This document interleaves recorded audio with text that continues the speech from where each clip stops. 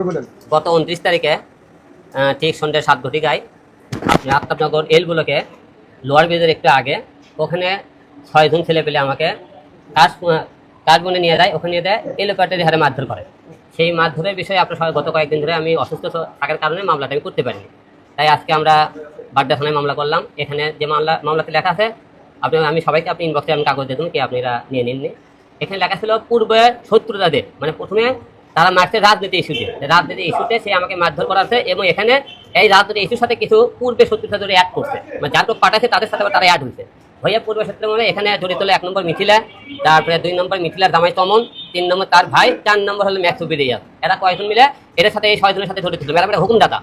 এবং রাজনীতি ইস্যুতে আমাকে কেন মারছে, যে আমাকে বলছে তুই নাকি ঢাকাতে নির্বাচন করবি আর তোর পক্ষে অনেক সাহস, এই কথা বলে কিন্তু মূলত ইস্যুটা তাকে মার দিচ্ছে। আপনারা সবাই জানেন এর আগেও কয়েকবার আমাকে মারধর করছে রাজনীতি ইস্যুতে, কিন্তু আমাকে ঢাকা সদর আসনে মেরেছে, ঢাকা আদালতে মেরেছে, আপনারা দেখেছেন।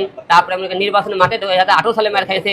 এর ঘনগণ আমি কয়বার মার কাছে জনগণের রাজনীতি ইস্যুতে দেখেন। এইবারও রাজনীতি ইস্যুর সাথে কিছু লোক যারা মনে ব্যক্তিগত আক্রোশে মনে করেন যোগ নিয়েছে, সুযোগ নিয়েছে, যে আলমুক যেহেতু পাওয়া গেছে ধারো তোমরা, তারা হুকুম দিতেছে।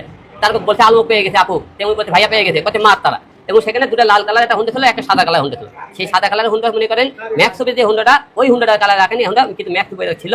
এবং সেখানে সে বলেছে যে ভাই সে আমাকে অনেক ক্ষতি করেছে। এখন মূলত আমরা আসামিরা সবাই দেখছে, মনে করেন আমরা এটি অভিযোগ করেছি। এখন পুলিশ তদন্ত করে দেখবে এই মামলাতে কে কে জড়িত আছে। আইনের কাছে করতে ছিল আগেও, এখনো আছে। যে আমি থাকবো সুষ্ঠু একটা আপনি হলে যে তদন্ত করে তাদের একটা বিচার করবে, যে বারবার তারা কেন হিরো আলমকে কেন আঘাত করতেছে, আমাকে কেন তারা মারে ফেলতে চায়। এই কারণে আপনাদের কাছে দেশবাসীর কাছে আপনাদের অনুরোধ করবো যে এটা যাতে সুষ্ঠু বিচার হয়, এবং যারা মারছে তাদের যেন কঠিন শাস্তি হয়, তারা বারবার কেন